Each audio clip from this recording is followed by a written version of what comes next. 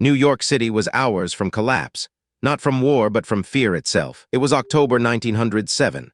A financial tremor had become an earthquake, threatening to shatter the very foundations of American commerce. Banks were failing, trust companies were teetering, and the public, gripped by a sudden, irrational terror, was pulling its money out of every institution it could. This wasn't just another dip in the market. It was a full-blown financial contagion, spreading like wildfire through the nation's nascent banking system. The stakes couldn't have been higher: a complete economic shutdown, widespread unemployment, and a potential social upheaval. And into this maelstrom stepped one man, John Pierpont Morgan. Not a government official, not an elected leader, but a titan of finance, a figure whose wealth and influence rivaled that of nations. He would become the unlikely savior, or perhaps the architect of a new order. The panic didn't emerge from nowhere. Its roots lay in a volatile mix of speculative ventures, lax banking regulations, and a series of failed business deals that began to unravel earlier that year, culminating in the spectacular collapse of the Knickerbocker Trust Company. The Knickerbocker, then New York's third-largest trust company, was caught up in an attempt to corner the copper market. When the scheme failed, its president, Charles T. Barney, resigned. Depositors, already nervous, saw this as a flashing red light. On October 22, 1907, a massive run on the Knickerbocker Trust began. Hysterical crowds gathered outside its doors, demanding their money. Within hours, the institution was drained of its cash and forced to suspend operations. This wasn't just a single company's failure, it was a signal. The public's trust, already fragile, shattered. Other trust companies and then banks found themselves facing similar runs. New York's financial heart was seizing up. Enter J.P. Morgan. At 70 years old, he was a formidable figure, known for his piercing gaze and his almost absolute control over the financial markets. He had spent the summer in Europe, but the news of the escalating crisis brought him back immediately. Morgan understood the psychology of a panic better than anyone. He knew that confidence, or the lack thereof, was the real currency. His strategy wasn't about simply throwing money at the problem. It was about restoring faith. He summoned the city's leading bankers and financiers to his grand library at 33 East 36th Street, a monument to his power and taste. These weren't polite gatherings. They were intense, all-night sessions where Morgan, often smoking cigars, dictated terms. His first target, the Trust Company of America, another major institution on the brink. Morgan sent his own men to examine its books, a bold move that asserted his authority. Their report was grim. The company was solvent but needed immediate cash to weather the storm. Morgan then locked the heads of the city's trust companies in his library, refusing to let them leave until they committed millions to a fund to support the Trust Company of America. He was, in essence, coercing them into a collective bailout. Next, the New York Stock Exchange faced collapse.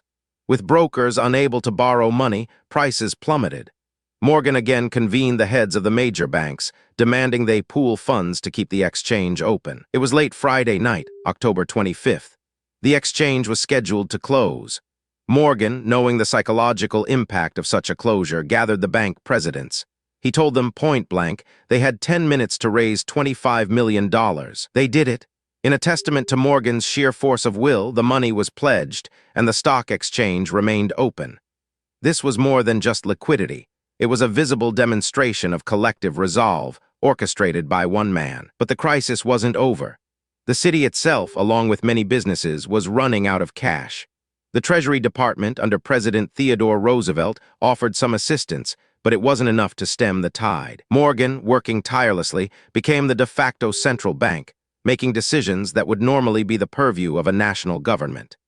He coordinated the flow of money, stabilized key institutions, and essentially served as the nation's financial firewall. One of his final, crucial acts involved the city of New York itself. Unable to sell bonds, the city faced imminent bankruptcy. Morgan, through his network, arranged for a syndicate to buy the bonds, averting a municipal disaster. By mid-November, the panic subsided. Morgan's intervention, though controversial, had worked. He had single-handedly prevented a total economic collapse, but at what cost to the nation's financial independence? The Panic of 1907 exposed a fundamental flaw in the American financial system: the absence of a central bank. There was no lender of last resort, no institution to inject liquidity during a crisis. relying instead on the whims of private individuals like Morgan. The events of 1907 became a powerful catalyst for reform. The Aldrich-Vreeland Act was passed in 1908, creating the National Monetary Commission to study banking reform. Its findings directly led to the establishment of the Federal Reserve System. In 1913, 6 years after Morgan's heroic, yet autocratic intervention, the Federal Reserve Act was signed into law.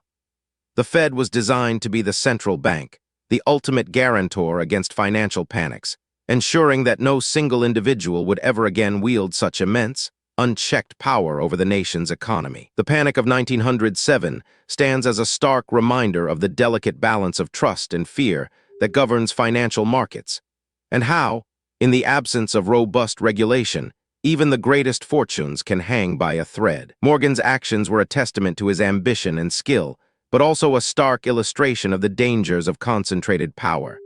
His legacy is complex, a savior to some, a monopolistic strongman to others, but undeniably a force that shaped modern finance. Explore the next untold story of Wall Street's hidden figures.